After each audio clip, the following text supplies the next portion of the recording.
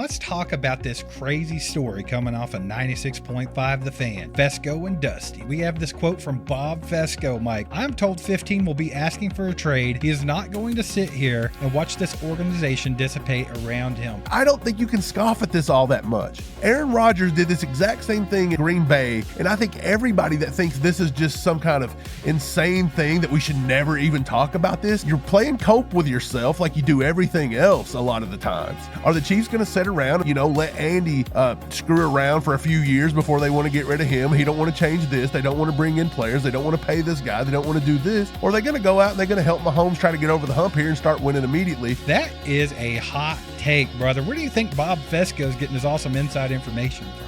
I feel like if you couldn't make this Chiefs offense this year a firepower, like just a light show out there, lighting up the scoreboard, I don't know if you're going to be able to do that in Tennessee. So Andy's not going to get into talking about replacing Matt Nagy just yet. Is that any indication that if Matt Nagy doesn't get a head coaching job, that he's staying around here? And this is another reason that I feel like if you want to give Andy and you want to give everybody another chance because they've deserved it and they've earned it, then you're pretty much signing up for the exact same stuff that you watched this year and you've watched for years past, and that Patrick Mahomes has put a big Band-Aid over, and Andy Reid didn't do anything today that made me even slightly think he was going to go in any different direction. Mike, they don't even want David Girardi to be on the offense. They want him calling the damn defense next year. What the hell? There's no way. Look, that had to be some kind of a typo. Maybe they're letting AI write the articles over there. I don't know. They're struggling with it. Something happened. You're listening to All Chiefed Up, the podcast. Chiefs Kingdom ACU crew, welcome back to All Chiefed Up, the #1 independent Chiefs channel on YouTube.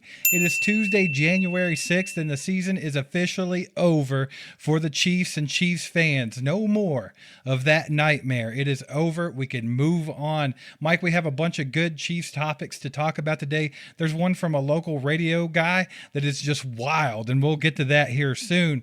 But first, let's talk about the Tennessee Titans requesting a coaching interview with not only Matt Nagy, but now also Steve Spagnuolo. Right. I don't think a lot of people thought that Steve Spagnuolo was maybe going to get a shot with the Titans here, but with Borgonzi being there and having that control now, I do think it's very smart. Honestly, if I'm the Titans, you just drafted Cam Ward. You just took all that route, so you thought you're going to go get an offensive guy, but maybe Spags is a guy there you could bring in and right the ship. Give him another chance at a head coaching job.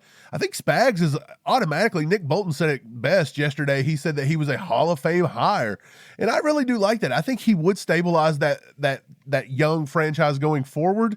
It's not going to help that offense in any way, but I think Spags is smart enough, good enough that he will delegate that to someone rather that would right the ship there as well. So I like the Spags hire. If I'm there, I think I would go with Spags over Nagy. I just got a little sour taste in my mouth with Matt Nagy. Say that 10 times fast, but I've got a little sour taste there because I feel like if you couldn't make this Chiefs offense this year a firepower, like just a light show out there, lighting up the scoreboard, I don't know if you're going to be able to do that in Tennessee. Yeah, well, what if they're such good friends, Matt Nagy and Steve Spagnuolo, that either way, let's just say Spags gets a head coaching job. What if he brings in Nagy to run the offense, brother? This is going to go as a package deal, huh? Let's go. Yeah, but I mean, there's a connection there. We've talked about it 1,000 times with Borgonzi. Both of the guys have worked with him at the Chiefs organization. And I think that him and Matt Nagy were together for a longer period of time. So that one makes a lot of sense. Plus, you go back to the Bears situation. A lot of people in hindsight think that wasn't as bad as it was at the time because he did have a winning record and it was a terrible situation. It wasn't like with Ben Johnson where you had Caleb Williams, you had Roma Dunze, you had all these pieces in place. This was a guy that was supposed to go in there with Mitchell Trubisky and light the world on fire. And that's a tough ask. And I mean, he did get the Bears to the playoffs twice. You brought that up the other day, which is pretty wild. So I think Matt Nagy is more valuable outside of Chiefs Kingdom than he is inside of Chiefs Kingdom. But let's talk about what Andy Reid had to say about replacing Matt Nagy. Mike, we got this quote from Charles Goldman, our boy over at A to Z Sports. He said Chiefs head coach Andy Reid says he's not really getting into discussions on whether he'll have to replace OC Matt Nagy yet amid head coaching interview reports. The quote is, "We've got qualified guys here. There are qualified guys I know out there too. I'm not rushing here. So Andy's not going to get into talking about replacing Matt Nagy just yet. Is that any indication that if Matt Nagy doesn't get a head coaching job, that he's staying around here? Dude, I honestly see this exactly how I think it's going to be this offseason. We all want this big change. And I'm telling you, there is nothing in Andy Reid's DNA that tells me that he is going to seriously look at these coaches, this roster, and make those tough decisions. And this is it. This is it. He basically danced around the entire question. He don't want to talk about it. I think he would be open. If Nagy were under contract and he didn't refuse to sign that extension last season, I don't think Andy Reid would have fired Matt Nagy. I don't think he's going to look and fire anyone. I think that they're going to have to step away because they want to, or Andy Reid's keeping everyone here. And this is another reason that I feel like if you want to give Andy and you want to give everybody another chance because they've deserved it and they've earned it, then you're pretty much signing up for the exact same stuff that you watched this year and you've watched for years past, and that Patrick Mahomes has put a big Band-Aid over, and Andy Reid didn't do anything today that make me even slightly think he was going to go in any different direction. And you ought to see some of the ideas that he said, because he said there was a lot of good in-house options. I can't think of any good in-house options right now. Yeah, we'll get to that in just a second. But my thing is with Matt Nagy, Mike, I think that there are going to be other teams also requesting an interview with Matt Nagy. A lot of the teams went ahead and cut their head coach the other day. We're talking about the Atlanta Falcons, Arizona Cardinals, even the Las Vegas Raiders got rid of Pete Carroll. So there's a lot of teams looking for a coach. And like I said, outside of Chiefs Kingdom, Matt Nagy seems a lot more valuable. So I think hopefully best case scenario is that he lands a head coaching job, because I like Matt Nagy as a person. I don't think he's a bad guy. He's been around through one of the greatest periods of Chiefs football ever, well, the greatest. And I mean, I got a soft spot for him. I just don't want him running the damn offense anymore. So I'd like to see him go get a head coaching job somewhere else. And then Reid would be forced to replace Matt Nagy. And here we have an article from KC Kingdom, and they said that the best, most likely top promotion pick for that Nagy exit would be David Girardi, Mike, the QB coach. I know you don't like it very much, but let's go on and read what they had to say about it. They said Girardi has been with the Chiefs going back to the days of Eric Bieniemy being the OC, having a chance to observe and learn from two very different types of Kansas City offenses. This is an advantage, along with the youth of a coach who is quickly building a resume deserving of a chance at a coordinator position. While looking on the outside might be obvious, hiring Girardi would be a solid decision that brings some energy and youth to the position. They go on to say that Mahomes' numbers don't reflect how well he played, and they'd likely look better if Nagy weren't steering the ship. Now check this out. There's a big twist coming, Mike. Having said that, Girardi does deserve credit for the success that number 15 saw. That alone makes him deserving to be Spagnuolo's successor should the beloved DC leave Kansas City this offseason. Mike, they don't even want David Girardi to be on the offense. They want him calling the damn defense next year. What the hell? There's no way. Look, that had to be some kind of a typo. Maybe they're letting AI write the articles over there. I don't know. They're struggling with it. Something happened. They meant to be the offensive coordinator, no doubt. But Right. Look, here's the thing. You cannot tell me that Patrick Mahomes' success in this league is because of David Girardi. Okay. That's ridiculous. It's crazy. Has he helped him maybe in some aspects? Maybe a little bit, but I don't put anything that Mahomes ever does and the shortcomings of this offense that Mahomes has carried and elevated for years and years, despite not having a great offensive line, not having good weapons out there at the wide receiver position, the offense being stagnant, the routes, the concepts being just trash week after week after year, and Mahomes has had to push this through. I don't credit David Girardi, okay? I'm not going to do that. Is it cool to write on paper and it makes everybody, get a little fired up for him because that's probably what Andy's going to end up doing? Yeah, it looks cool on paper, but I don't like it. I think Girardi, I made a list yesterday on X that just a lot of people didn't like, but a lot of people liked. I listed out a bunch of coaches, and David Girardi was on the we should fire this guy list. I think him, Joe Blameyer, these are the guys that have been in the background, in the rooms with the Matt Nagy's and the Andy Reids putting together week in, week out, putting together these game plans and things like that for this offense. And this offense has been total trash. No wide receivers can get involved properly. The running game's been trash. Andy talked about that yesterday as well. So nobody respected it. No shit. They're not going to respect it. You don't do it but 5 times a game, and you do it off an RPO that Mahomes don't even want to hand it to the running back. So there's so much across the board I don't like here. I don't care that if you tell me that David Girardi is the likely choice and that this is why he should get it. I still don't like it. David Girardi is not prepared to come up and do this, in my opinion.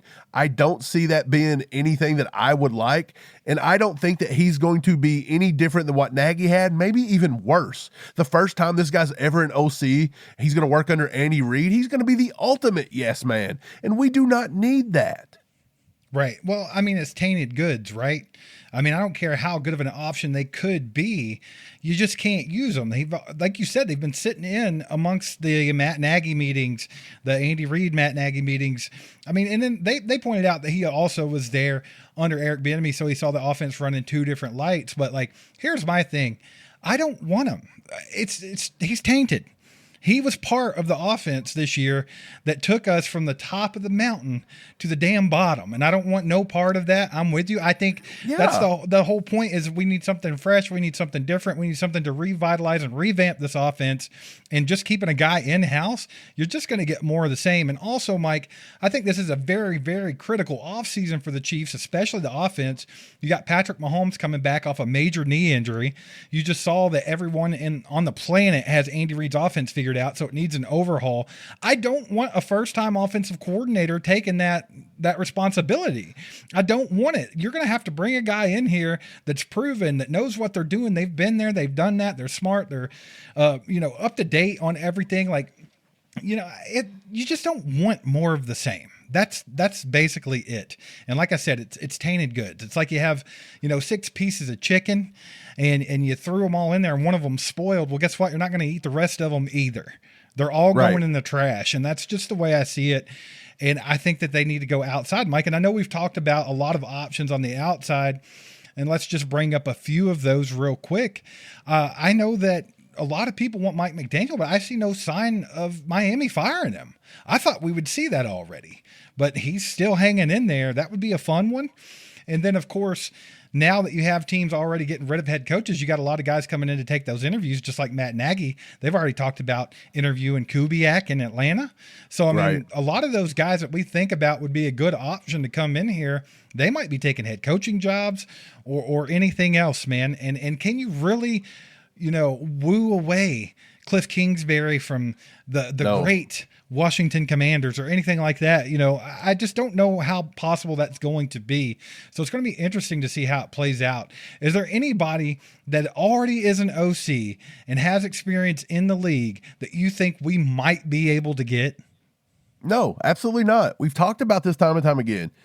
Andy Reid's dragging his feet because Andy Reid doesn't want to go outside of his system, outside of his coaching tree, outside of this organization. Right, but that's speculation, right? That's what you think. You don't know that 100%, but that's what you think. That's where Andy's at. And I think most people are on board with that. Most people think Andy Reid's stubborn and he doesn't want to relinquish any control of the offense, but you don't think there's any possibility there that Andy's kind of seeing a different light right now? Like, hey, we're in somewhat trouble here in Kansas City. We have to turn this ship around. You don't think that he would be open to bringing in a John Gruden if he could, or something crazy? No, absolutely not. The Charles Goldman tweet you brought up told me that he said, I'm not in any rush. He does not care. By the time Andy makes a decision here, guess what? Everybody's magically going to be hired in a new spot, and we have to just go in-house. And who's better to control than a guy whose first offensive coordinator gig ever is in the guy that's, now got you your first job? It sounds like to me this is an inside job from Andy to always have his thumb all over everything. This is what he wants. He wants a yes man. That's what he wants, and David Girardi will be the ultimate yes man. So, yeah, Casey Keenum was probably right. He's probably the front runner here, sadly. Absolutely, man. Let's talk about this crazy story coming off of 96.5 The Fan. Fesco and Dusty. We have this quote from Bob Fesco, Mike. He says, "Here's the thing I heard over the holiday. They better win fast, otherwise 15 will be asking for a trade. If this team is not putting together the product that is necessary, I'm told 15 will be asking for a trade. He is not going to sit here and watch this organization dissipate around him." That is a hot take, brother. Where do you think Bob Fesco is getting his awesome inside information from? Look, every Chiefs fan on the planet heard that, and they had a couple different reactions, all of them very negatively. One, they probably laughed at it and said, there ain't no way. There's no way this guy's making this up. I understand. You could say every bit of that and you might be right. But we've talked about it on this show countless times. This organization has left Patty out to dry a lot. They haven't been able to get an offensive line to block for him consistently. We see them trying to do that now. They've always overlooked his wide receivers. They've always just give him Richie James and Kadarius Tonys out here and Justin Watsons and MVSs and Juju Smith-Schusters. They're never going out and getting him the big money guys. And even when they do bring them in, you got D-Hop late in his career. You go out and get Marquise Hollywood Brown. He gets injured, has to come back this year. You finally had a guy with a deep threat. They wouldn't even play him this year. You draft Jalen Royals. He don't even get any snaps. There's so many things wrong with this. And again, it goes back to the offensive scheme that I don't think you can scoff at this all that much. Aaron Rodgers did this exact same thing in Green Bay, and Patrick Mahomes will say it to this day that he looked up to Aaron Rodgers. That was his guy.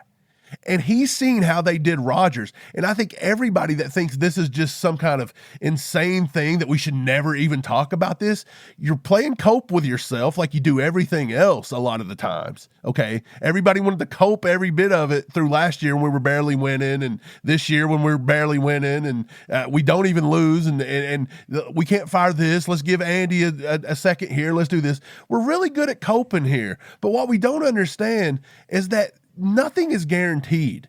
Tomorrow's is not guaranteed. Success is not guaranteed. For all we know, Patrick Mahomes could wake up and decide, I don't want to play in Kansas City anymore. I just don't want to do it. What are you going to do? You're going to go burn his house down and force him to play here? Like, I think it's a very good conversation to at least have. The Chiefs have to do something here to help Mahomes. Mahomes has already given us almost 10 years, and he's done it. You've now watched over the last few weeks that we've done this all on the back of Mahomes, and nobody has helped him do it. He is not going to be able to do this for his entire career the same way Brady really couldn't. He had to have a lot more help in his second half of his career, especially when he went to Tampa Bay and won one. He had to have a lot of help. They even had to bring Gronk out of retirement. You've got to have somebody to help Mahomes, and I think it's crazy to not even have the conversation, because I think the conversation should be had. Are the Chiefs going to sit around and play, let Andy screw around for a few years before they want to get rid of him? He don't want to change this. They don't want to bring in players. They don't want to pay this guy. They don't want to do this. Or are they going to go out and they're going to help Mahomes try to get over the hump here and start winning immediately? Because I don't think he want to waste his years.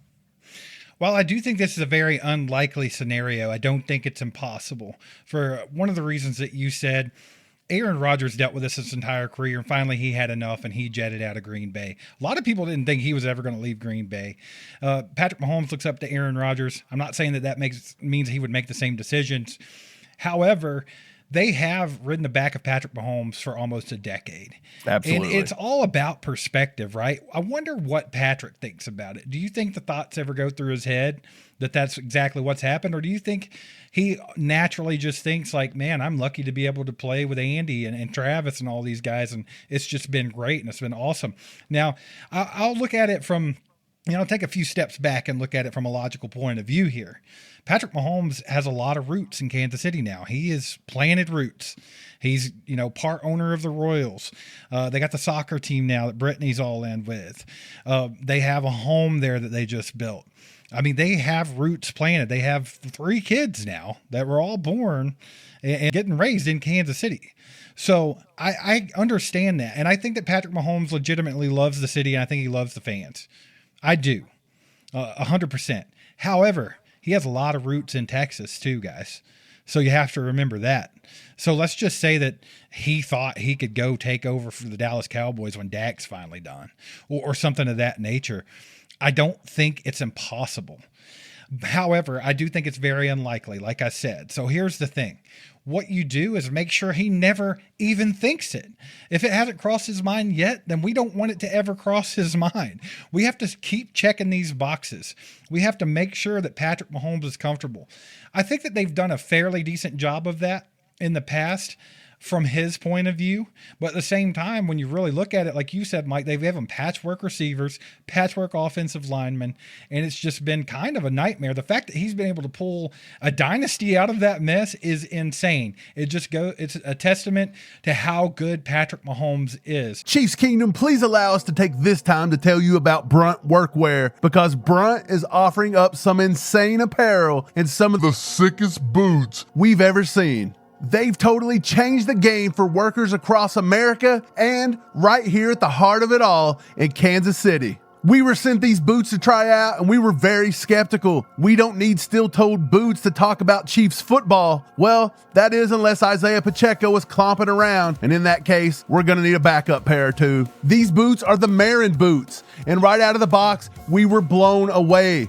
The presentation was impeccable. These boots are super nice. Such amazing quality and build to these. Brunt guarantees there's no long, painful break-in period like other brands for these boots, and I can say with 100% confidence, I did wear these around all day long with absolutely zero problems. Brunt builds tough, reliable gear that doesn't sacrifice comfort, quality, or style. Whether you're going to need waterproof, safety toe, or soft toe styles, they've got plenty of options for any job site. And look, it's not just boots. They've got heavy-duty pants, jackets, hats, and even just tees to wear around, and much, much more to keep you protected and productive. Plus, the best part about all of this is that Brunt stands behind their products. You wear them, and if they're not right for you, send them right back to them. There's not going to be any questions asked. So right now, for a limited time, get $10 off at Brunt with code ACU at checkout. Head to bruntworker.com/ACU, use code ACU, and gear up for all your working needs. After you order, tell them you heard about it here at All Chiefed Up. We're going to be sending a pair of these out to the Chiefs this week as well, because it's time for them to go to work too and get that win. But here's the turning point. Here's the fork in the road. We've been talking about it with, the Chiefs' success, the dynasty. Is it over or is it not? This is the fork in the road for Andy Reid. Are you going to be able to fix this mess and stay the head coach of the Kansas City Chiefs, or are you going to be here for another year or two and squander it? This is also a fork in the road for, are you going to be able to give Patrick Mahomes what he needs and what he deserves as the franchise quarterback for the Kansas City Chiefs? So, Mike, I know they're moving over to Kansas. They're going to have nice new facilities. It's a very exciting time for the Kansas City Chiefs. I know a lot of the Missouri fans don't think so. And I know a lot of us, we don't think it's very cool that we're going to not have Arrowhead anymore, and it's not going to be all the legend and mystique and all that. But it is an exciting time for the players to get brand new facilities, new opportunities. And I think you want to make sure that Mahomes is comfortable, man. And the way you do that is you make sure that this offense gets turned around and we're putting points on the freaking scoreboard. End of story. So I think it starts with Andy Reid and how he rebuilds this offense, restructures this offense, and they have to put some players around Patrick Mahomes to make sure that he's protected, comfortable, and he's having a good time out there. Well, that's what Fesco kind of said. Again, I don't know where he got his information from. He could have just been making that completely up today. Who knows? But I mean, the dude, I'm not the one that sits around and listens to 96.5. I'm not the one commenting on my own videos all the time being like, we don't listen to you guys. I like to listen to real stuff like 96.5 The Fan. Okay, well, cool. They're the ones that are bringing this up, not me. I'm talking about it. So I'll say that maybe Fesco did hear that. Maybe he really did hear it. Maybe he's got some real inside sources. I don't think it's crazy to just blow it off. Like, everything you said about Patrick Mahomes is true. He does have a lot of roots in Kansas City. He does have all this that he's built and everything. But in the modern everyday world, you already see they don't take rivalries as seriously. They don't hate on other teams as seriously as old school fans do. They grow up playing with all these guys and all these coaches throughout all this travel ball and all this other stuff constantly. It's just a new world. It's a new world. This dude could be talking to Aaron Rodgers on his cell phone right now over and over again about how Green Bay screwed him over, and maybe he's putting it in his head. Who knows? I have no idea, but I don't think Patrick Mahomes is worried that if he was to up up and leave Kansas City that his entire legacy's done. Hell no, it's not. They're still going to name a freaking street after him. Like, this dude still give Kansas City everything. He don't have to play every single snap of his career here. And I think it's kind of it's just a little rich from the fan base that wants to, you know, sugarcoat everything, and they don't want to do this and don't do that, and don't be too greedy. We've had a good 8-year run. We can't be that greedy anymore. Well, your quarterback's telling you right now, if Fesco's right, you better be greedy. You better keep trying to win. Don't sit on your laurels. Don't sit on your success. Like, you got to keep rebuilding and going this forward. Nobody wants to go back to that horse shit we had to deal with for all those years. Nobody. So if your quarterback's telling you that and everybody else is telling you that, stop listening to the people that tell you, oh, good enough's good enough, because it's not. You got to keep, it's a what have you done for me lately league, and Andy's going to have to adapt, and he's going to have to do it, because I think that's what Patrick and everybody, if this story is right, they're trying to get at. Look, Brett Veach and everybody's got to make the right decision to keep this thing going forward, but you need to keep investing in playmakers around Mahomes where he ain't got to do everything all the time by himself, because he's getting older. And believe it or not, when you get a little older and time starts catching up to you, you may not be as elite and magical as you once was. And that's why Brady wasn't the best when he was 40 as he was when he was 25 or 30. Like, he wasn't. But they still kept enough pieces around him that he could go to Tampa Bay and compete, right? That was what he wanted. Yeah. So, Patrick Mahomes, the big thing that you haven't even said, and I haven't either, is his legacy. Patrick Mahomes wants to be the greatest of all time. I think there's absolutely something in Patrick Mahomes' head where he's chasing Tom Brady's rings, where he wants to be the GOAT. Who wouldn't want to be? I mean, that's why you play football, right? So here's the thing. If he sees a future with no success here, then that's the thing about it. He may go somewhere else. He may. He might do it, because why would he risk or jeopardize his legacy over just the loyalty of the Kansas City Chiefs? And, you know, a lot of people are going to be like, well, yeah, it's the loyalty and he's never going to leave. I think that's being a little naive. I do. Absolutely. Like I said, I think this is, you know, a very unlikely scenario that Bob Fesco's brought up, probably a tad too early. Like, this would be a good conversation if the Chiefs suck for the next couple of years. It'd be a great one. Right now, I feel like it's a bit premature, but I do think you would be naive to think that that is impossible and it would never happen, because I'm sure a lot of fans thought that about Aaron Rodgers in Green Bay, and even I'm sure a lot of Patriots fans thought Tom Brady would never play anywhere except for New England. And that's just not the way this world works. You guys get down in the comments and let us know what you think about the situation. Do you think it's impossible Patrick Mahomes will retire Chief 100%? There's no possible way he couldn't? Or do you think, hey, they better make sure that they're winning here. They better make sure they give him what he needs and keep that winning culture up?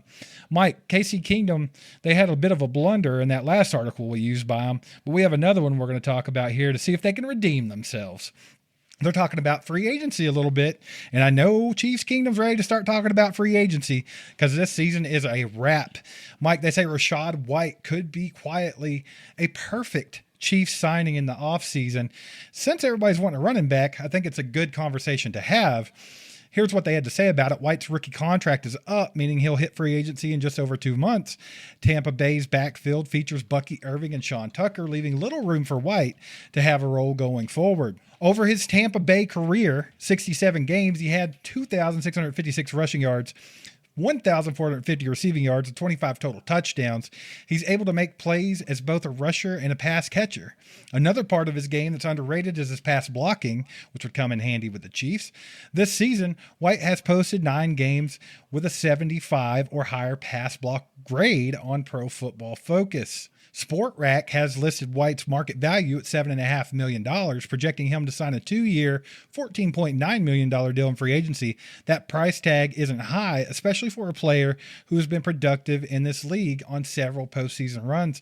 Mike, how do you feel about Rachaad White? Do you think he'd be a good fit for the Kansas City Chiefs? Right. I actually like Rachaad White. Rachaad White is a guy that played, I'm pretty sure he played high school football in Kansas City. He's from the area. I think he offers you a lot of versatility out of the backfield. I think he's a bigger back at 214 pounds. He's a bigger back that I like. He's not going to be like Brashard Smith, who they drafted, who I do think Brashard Smith has a future with his team, but you got to think about it. 7th round pick. He's only locked up through 2026 with his contract, his current deal. So he's going to be the third down back, hopefully, of the future. And that's what I think they're hoping for. But you still need a guy that comes in and can give you, first down, second down. And he can also be a good, a strong back between the tackles. He can get outside. He can also catch the ball out of the backfield. I think you get all of that with Rachaad White. This year, his grade is pretty high. PFF has him at an 81 overall grade, which is the 11th running back out of 54 running backs. He's got a 67 receiving grade and 87 rushing grade, which is the 5th highest running back out of everybody. He's playing behind a couple guys there. He's just not, I don't think there's a future there with Bucky Irving and everything. I think Rachaad White is going to be able to hit the market. I think at 7, 8, 9 million, no matter what that is, I honestly think that's a lot better deal than maybe paying, 14, 15 million for another guy that maybe Breece Hall could get up and touch. I don't know if he's actually going to touch that much or not, but the dude never fumbled the ball this year. He doesn't fumble. He forced the 35th highest amount of missed tackles. So, I mean, he's not the most elusive guy in the world, but he can make you miss. Anybody's better than what we have at that. He had 13 explosive runs over 10 yards. That was 35th out of everybody in football. And, I mean, is it great? No, it's not the hugest, most elite number ever, but 13 runs of 10-plus yards. I don't even know if the Chiefs had that this year with their own running backs. So, I think it's an upgrade. I don't think it's the end-all, be-all, but I think that could be a nice piece to bring in with Brashard Smith, and maybe you draft another one. Yeah, well, I'm going to go on the other side of the fence here. I don't think it would be great for the Chiefs to go after Rachaad White. And let me tell you why. If you're going to be paying a guy $7.5 million a year, I don't want another Isaiah Pacheco-esque back. Because with Rachaad White, the main things, like all the good things you said about him are true. Don't get me wrong. I'm not taking that away from him. But his rushing efficiency hasn't been great. He hovers around 3.6 yards per carry, which by most standards is backup numbers, right? And I always notice that he can be a bit hesitant, or he dances around a little bit and doesn't really hit the holes with a burst. And here's the problem, Mike. You mentioned he's a little bit bigger than what we're used to. Yeah, but he's not quite a bruiser who consistently moves piles around or anything like that, but he's also not the home run hitter with elite breakaway speed. He's not that big time player that can just hit a home run at any moment like the Chiefs fans are really hoping to get. And his vision, Mike, he has pretty crowded vision in interior lanes, and I think we have enough of that with Isaiah Pacheco. We don't need another guy that we have to get out into open space and hope to God he can just get, a wide open hole the size of a Mack truck, or else he's going to miss it. I see too many similarities there. And I also think that with Rachaad White, like you mentioned, and you said this, he's kind of a third down back. He would kind of take over that Jerick McKinnon role. But you've said yourself, you don't think that Brashard Smith's ever going to be much more than that himself. So if we already have one at home, we don't need the McDonald's, right? I think Rachaad White can do more than just a third down back. I don't think he's limited. I honestly think he's got a lot better vision than Isaiah Pacheco ever thought about being. I think he's got a little bit more receiving skills, in my opinion, than he's got. He also, he might not have like the elite burst that Pacheco had, but what does it matter when he's just running up people's backs? Like for me, I feel that's what I'm afraid of with Rachaad White, right? Like we don't need more of the same. I don't think he's that close to an Isaiah Pacheco, though. I think there's enough there with vision and stuff that I think he's a lot better than Pacheco. I think he's a clear upgrade over Isaiah Pacheco. And my other point is going to be, I feel like if the Chiefs are going to make a good move at running back, I think they need to, maybe not go all in and make it to where the rest of the salary cap is a nightmare. But I think they need to go all in. If you're going to do it, do it. Like, I think that Rachaad White would be more of what we've already been doing with the Damian Williams and, the random guys that we'll get that are never quite what the fans want. They're never quite the tier of running back that the fans think we need. And I think, you think back to it, Mike, and we talk about Andy Reid not running the football. I think the counter argument to that has always been, well, he ran the football when we had Jamal Charles. You know, he ran the football back in the day when he had LaShawn McCoy. When he has elite running backs, he will run the football. So do we test that theory? Do we get in a Breece Hall and see if Andy Reid will actually run the football and use that running back? Or do you keep going these mid-tier signings or 7th-round draft picks and just not using them? I don't know what the answer to that is. I'm not claiming to. But to me, I feel like a Rachaad White signing would not move the needle whatsoever, and it would be more of the same. To me, it's no different than keeping Matt Nagy around as the offensive coordinator or promoting a guy from under him like David Girardi. It's just not enough of a change. It's not enough of a switch up to make me feel comfortable about anything actually changing in a positive direction. Look, I'm completely opposite. I think if you get this guy for a good price, we're around that 6.5 million mark, 7 million mark. Now, if you start hitting up the double digits, I'm with you. I don't think so. But I think around $6.5 million, and you can sign him for 3 years. I think he's enough of a good back. I think he has enough explosiveness. He has good enough field vision that I think he could come in and do some damage. I think he's got that toughness that we like from the Pacheco days when Pacheco was, serviceable. And I think he's got better vision than what Pacheco's got now. I do think that he kind of went downhill a little bit in Tampa Bay because they stopped using him a lot more. He started becoming just a situational type thing over the last year or so when they drafted Bucky Irving and different things. But I honestly think he could be a 3-down back in this league. I think he's a willing blocker. He's a good blocker on tape for the most part. I think he uses leverage well. I think there's a lot to like about Rachaad White. I do not think that Rachaad White, if you picked him up in the offseason, I don't think that it's a wasted a signing at all. It is nowhere near what we've seen this offseason, going out and, getting the guy that made the roster and we didn't even play him a single snap. There's no way. Like, I think that Rachaad White would be a intriguing guy in our backfield. Now, is he going to be a Breece Hall? Absolutely not. But I also don't think he's going to be as bad as Pacheco. I think that you upgrade it. But again, I will say this. I do think for the same amount that you could upgrade for a lot better, a guy like Tyler Algier, if you could get him for $2 to $2.5 million, maybe even cheaper, around $1.5 million, I think is what they're saying. I do think a Tyler Algier would probably be a little better just because of the financial impact. But I just don't see Rachaad White as being like a complete waste. I think he's a big time upgrade over Isaiah Pacheco, in my opinion. Right. Well, Chiefs Kingdom, get down in the comments. Let us know what you feel about a Rachaad White signing. Is that enough for the running back room, or do you think it's more of the same? Also, do you want a Tyler Algier? You want somebody like that? Put it down in the comments. Let's have a conversation about it. Mike, let's move this along. Let's talk about the NFL draft, baby. That's what everybody wants to talk about. The Chiefs are projected to have the 9th pick, right? I think that's where we're at. Yep. And a lot of people have been talking about who the Chiefs are going to take with that 9th pick. Mike, they could trade back to get more draft capital. They could have a guy in mind and sit there and take them. And we're going to talk about 2 guys today that I think would both be deserving of that 9th pick if the Chiefs were to sit there and take it. Let's start off with Ruben Bane Jr., Mike, the edge rusher out of Miami. He's powerful, baby. He's got that elite power, high motor, versatility, got great production in college. Everybody saw what he did in the college football playoffs and just fell in love with him. He was the big thing on Chiefs X and everything like that. The only thing that they want to say about him as far as his weaknesses goes is he's got tiny arms, reportedly under 31 inches. And Mike, how do you feel about Ruben Bane Jr.? Do you like him? Would you like him as a 9th pick overall in the draft? Because I do know that you're just like me. You think pass rush is a top priority. Would you be happy with a Bane Jr. draft? Pass rush is a ultimate Chiefs top priority. I don't think running back is even in the same ballpark when it comes to pass rush, running back, whatever you say. I think it's there. Now, is it a thing to where you think you can get something at number 9? Would Ruben Bane even be there at number 9? Personally, I don't know if Ruben Bane would even last at number 9. It's really going to decide here if he can hold the top spot throughout the entire draft process. But for me right now, he's one of the top 2-3 players on my board that I've been able to get through.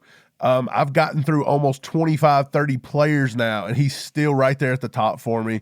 I think in 2024, which was last year. He got to start 9 games, and he actually had a soft tissue calf injury in the season opener. That caused him to miss some time last year, caused 2024 to be a little bit off, in my opinion. But he picked it up pretty well in 2025. He played in 14 games. He had 8.5 sacks this year. He had 10 tackles for loss, 45 tackles, 24 solo. He even had a pick and a forced fumble. The interception was crazy. He trailed a tip pass off like a screen over to the right sideline, and he come up on it and picked it off. It was a very athletic play. There's a lot of things I really like about Ruben Bane Jr., and I think, again, we've talked about this a lot. We've got to stop just looking at certain metrics or just trying to fill the Spags mold all the time. They did a little bit better job with Ashton Gillotte not doing that. He was off of Spags mold just a little bit. This guy, in my opinion, fits the Spags mold more. Now, the thing about it is his short arm length, this and that, whatever, but he's built like an army tank. Like, the dude has the thickest lower legs you've ever seen. They're complete tree trunks. The dude is insane what he's able to do. He has got some of the best, most powerful hands. I like to say he's got Hulk hands. Like, to me, like, the way you see Hulk hands is the way I see this dude's hands, like, attacking offensive linemen. He prefers a bull rush and a quick swim move, but he's very shifty. He's got good explosiveness for his size. He's faster. He's faster than you think he's going to be. He can run down ball carriers. He can get to the edge. There is a lot to like about Ruben Bane Jr., in my opinion. And I think when it's all said and done, at the end of this draft process, a lot of people's going to just say, look, I don't care about the 31-inch arms. And I think they're going to take a shot on Ruben Bane Jr. I don't even know if this dude is going to last to pick number 9. If he gets to pick number 9, I would absolutely consider him. Yeah, so with Ruben Bane Jr., Mike, I don't know if this is a compliment these days, but he does fit into Spagnuolo's scheme very well. And that's kind of a negative connotation in our fan base as far as defensive ends go. But he does. He's that heavy-handed guy, and it kind of reminds you of a Mike Dana or George Karlaftis, just like a higher tier of those. I think that he has a great motor, and that's what reminds me a little bit of George Karlaftis, and even guys like Ashton Gillotte. He often would get effort sacks where he's chasing guys down from behind. Yeah. He's also versatile. He can go inside and play on the inside. We know that Spags likes to move his guys around like that, so that's always a plus. And he had the production, man. He just did it in college. We saw him do it, and we see how good he can be. So sometimes you don't look at those physical limitations like the short arms and things like that, because he's a good, proven football player. If you see it enough, you believe it. You don't have to worry about how long a guy's arms are, right? The one thing that I see with Ruben Bane Jr. that I'm not particularly thrilled with, Mike, is he lacks any kind of elite bend that you would traditionally get from, say, the speed rushers or something like that. Ruben Bane Jr. likes to rely a lot on his strength. He's got that great power. He's got a good push-pull move. He's a bull rusher, like you said, and he can displace a lot of larger offensive tackles. But he doesn't have that bend. He doesn't have that speed that a lot of the kingdom wants to see in here on the edge. We haven't seen anything like that in so long, right? And sometimes with Ruben Bane Jr. too, when I watched his tape, he also gets a little bit overly aggressive at times, and he can miss some of those lanes, leave them open, things like that. And mobile quarterbacks can kind of give him a bit of an issue. But overall, I think if they were to take Ruben Bane Jr., like you said, if he stays being the top pass rusher in the draft, I think number 9 is sufficient. If number 9 is where the top pass rusher in the draft lands, I think you take him, and I think you're happy with that pick, right? You said the main thing, and that is the Spags. It's the alignment versatility. Miami lined this guy up from a 3-tech to a 9-tech. He could play all the way up and down the line. I think that's a positive in Spags' system. And again, we don't think Spags is ultimately going anywhere. More than likely, he will be back. I do think that you said he don't have elite bend. It might not be elite. It's not going to be like those speed edge rushers you see. It's not going to mimic the Derek Thomases of the world. But I do think for his size, he's got enough bend. I think he's got a little more bend to him than George Karlaftis has at times, at least what I was able to watch. I think he's got a lot of good traits. I think people are kind of shitting on him, just to do it every once in a while because he's from Miami. They don't think it's going to be a thing. They think he's just too big, too slow. Like, I don't think he's going to be that elite, come get you every play. He's not your Micah Parsons. He's just not that guy. But to me, he's going to be a guy that's super strong.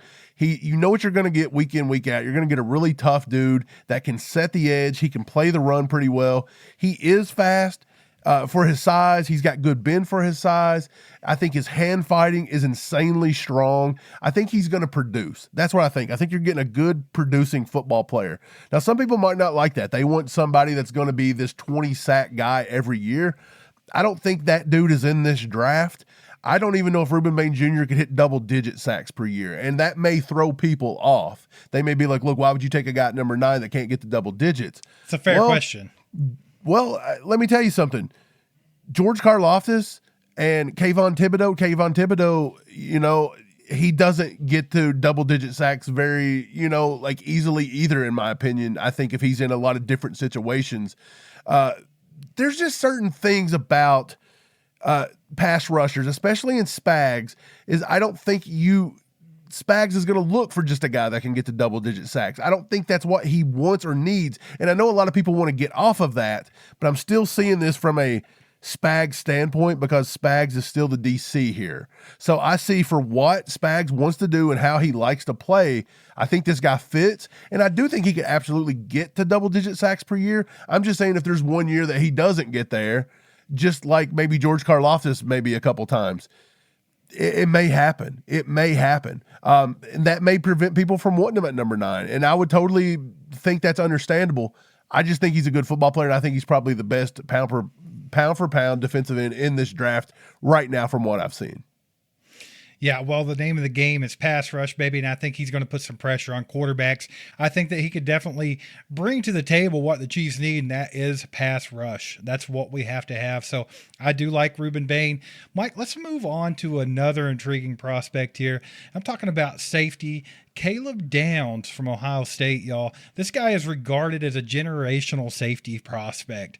He's a defensive chess piece who can impact the game on all 3 levels, Mike. I'll give you the quick rundown of what I've seen so far with Caleb Downs, and then I want to get a good in-depth idea of what you're thinking about Caleb Downs, because I know you're a big fan of him, and I'm excited to hear what you have to say. But right off the rip, Mike, I noticed in the tape that I got to watch so far, which is limited, I'll admit that I haven't got to dig too far into these guys yet, but I'm working on it. And Caleb Downs, I did get to watch some of his tape, and it was exciting. The football IQ, it jumps out at you right off the rip, man. Elite pre-snap recognition, post-snap processing. This guy is boom, boom, boom on it. The tackling reliability is through the roof. Very low missed tackle rate, positional versatility. He's logged significant snaps at deep safety and in the box as a linebacker hybrid, and even in the slot as a nickel corner, which when you think about what they did with Shamari Connor, Caleb Downs seems like a much better option than Shamari Connor. Am I right? Yeah. And then, of course, he has great coverage range, dude. He displays excellent closing speed, fluid in his hips, all the stuff that you want to see. Just some of the weaknesses that I've noticed, Mike. His size is a bit concerning. He's only 6'2", 205. So there's a lot of questions about how his physicality is going to hold up in the NFL against bigger tight ends or power run schemes and things like that. He didn't get a whole lot of man-to-man snaps in the tape I watched. A lot of what I saw was him being in the zone, which he was elite in the zone. I would like to see what he could do in man coverage on islands, especially if they were to decide to use him as a nickel corner or something of that nature. But yeah, man, I think that he's fantastic. I had a lot of fun watching his tape. I love Caleb Downs. I think he may be my favorite player I've watched so far out of about 30, 35 players. He is insane. The football instinct is there. I even said that I seen a lot of Eric Berry in that kid. And I remember we drafted Eric Berry pretty early too. And a lot of people thought that was a little high for Eric Berry out of Tennessee. But look, Caleb Downs, he's got all the football instincts. His family is full of football players. His uncle was Dre Bly. He played for the St. Louis Rams back in the day. Okay. His brother is in the league right now. He played at North Carolina. He was a wide receiver. Josh Downs. He plays for the Colts right now. That's his brother. He's got ties to the NFL. He's a smart, instinctive kid. He started out in Alabama. It was insane. He was the first freshman to ever lead Alabama in tackles in program history. He won the first team All-SEC and Freshman of the Year his first year. And because Saban retired, he decided, hey, I want to leave Alabama. I'm going to Ohio State. He goes to Ohio State, which right now the Big Ten may be the best conference in football over the SEC. In 2024, he started 16 games as a unanimous first-team All-American. He was the first team all Big Ten. He had a 79-yard punt return back in 2024. So that means he's got special teams ability if you need it. He's just a flat-out stud. He's a flat-out stud. This year, he had 45 solo tackles, 2 picks, 2 forced fumbles, an 89.3 coverage grade, and he only allowed a 50.5 passer rating when targeted. Didn't allow a single TD. The dude is just a great athlete, very fluid in the hips. He's got insane closing burst. He's got great body control. He covers so much ground. It is insane. When he tackles you, it hits. Every tackle is like a highlight reel. It looks like a car crash out there. It's insane what he's able to do. He's a playmaker when the ball's in his hands. I already said he's got the punt return TD back in the day. He can return interceptions with ease. Like, there's just nothing about this kid that I disliked. Like, if I could nitpick one small thing, Steve, it would be the fact that sometimes in play action, he gets caught up and he don't know what he wants to do. He don't know if he wants to keep the eyes in the backfield or if he wants to go ahead and do what he's got to do on the back end. I think that's something that he's going to naturally, instinctually get better at over time. And honestly, if that's the only thing I can find here, I would love to take this kid. And a lot of people's going to be like, well, why would you do that? Well, Steve, we've already talked about it. This team looks bad. And all offseason long, we were talking about we needed safeties. And you may need corners now. We don't think Jalen Watson might come back this year. It's a possibility you trade out Trent McDuffie. We don't want Jamari Connor playing anymore. For some reason, Spags thinks that Jaden Hicks isn't good enough to play out there. I don't know if they're going to re-sign Brian Cooks. It's very possible you need a guy to come in and play. Now, again, number 9 might be a little early, but I don't think it is. For a football player like this, Eric Berry wasn't early, and I think he went earlier than number 9. Let me know in the chat. I'm pretty sure, I can't remember off the top of my head, but he went like 5, 6, 7, somewhere in that range. So I like Caleb Downs. I think he's a hell of a football player. He's one of the best fundamentally sound football players I watched throughout every bit of this so far. I like him. I would be completely excited with him right there at number 9. Again, is he going to impact the offense? I don't know. And I think a lot of people want this offense to pick it up some more because I think they think the defense is heading in the right direction. The offense is where we're having more problems.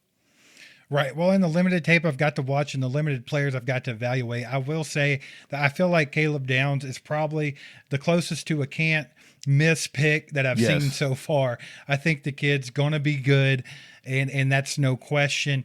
But you kind of touched on this a little bit, Mike, but I want to talk about that positional value because the Chiefs have shown in recent years, I know you mentioned Eric Berry, but in recent years, they've shown a lot of hesitancy to take a guy that might be like a safety or something like that very high in the draft. And now the Chiefs are drafting at a higher position than they've drafted in a damn decade. And are they going to use that on a safety? I don't know if they will. They've been showing that they like to try to get those value picks kind of in the middle of the draft or whatever. You mentioned Brian Cook. I think they took him at the end of the 3rd round. They took Jamari Connor in the 3rd, 4th round, something like that. They don't, Jaden Hicks, 4th round, which was a great value on him. But like they've kind of shown they're not really leaning safety early in a draft. Do you think that Caleb Downs is good enough to change that tune? Is he good enough and can be impactful enough on this team to garner a top 10 draft pick? In my opinion, absolutely. This draft does not have very many can't miss projections. Caleb Downs may be it. Like there's maybe 3 or 4 guys I would really consider hardcore right here at pick number 4. And a lot of people wanted Jeremiah Love. Look, Mel Kiper Jr. just come out with his top 50 and Jeremiah Love was number 3. It's possible he may not even get to number 9 to even have a look at. We're seeing teams starting to take these guys a little earlier. Genty went in the top. You're starting to see guys like that getting picked earlier. So I don't know if he falls to me and Spags thinks he can use them and we think that we need that. Absolutely. Maybe we should start looking and doing things like drafting the Eric Berry style players, drafting good football players, and not telling me, well, we can't have this guy because it's a little too early. We need to wait for the value pick over here. Like, quit doing that shit, because honestly, you got a good value pick with Jaden Hicks and you won't even use him.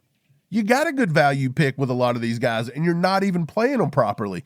We know we'll play first-round picks, so why not grab one of the best fundamentally sound first-round picks you can get and let them go on the football field? Maybe you found yourself an Ed Reed or somebody, or an Eric Berry that can sit back there and man this defense for 10 straight years. Maybe you don't have many problems like this. Maybe he comes up and lays some people out in the run game. Maybe he helps the passing game. You can get Chamari Connor's butt on the sidelines a little bit more than he needs to be out there. He don't need to be playing the stuff he plays. So I like it. I like the pick. I think it's a good pick. A lot of people may not, but I actually like the pick, and I maybe even lean over, say, Jeremiah Love. I think running back's a little deeper, that you could draft more second and third round and still find an impactful guy. Very interesting. I'm not completely opposed to it. I want to know what you guys think. Get down in the comments and let us know what you think about Caleb Downs, and if you think a number 9 pick should be used on a safety potentially, or is that too rich for that position? Guys, if you're listening to this podcast on Spotify or Apple, I ask you to do us a favor, give us a 5-star review, and if you can, write some kind words down there. Help Chiefs Kingdom know where to find some good Chiefs content. If you're watching on YouTube, we appreciate that. You need to hit that like button for us to help us out. Hit that subscribe button if you haven't already. We're trying to get to 60,000 subscribers before this season kicks off next year, and we're well on the way, baby. We think we can do it. You guys get in the comments. Let us know how you feel about all of it, and we'll catch you next time. Go Chiefs.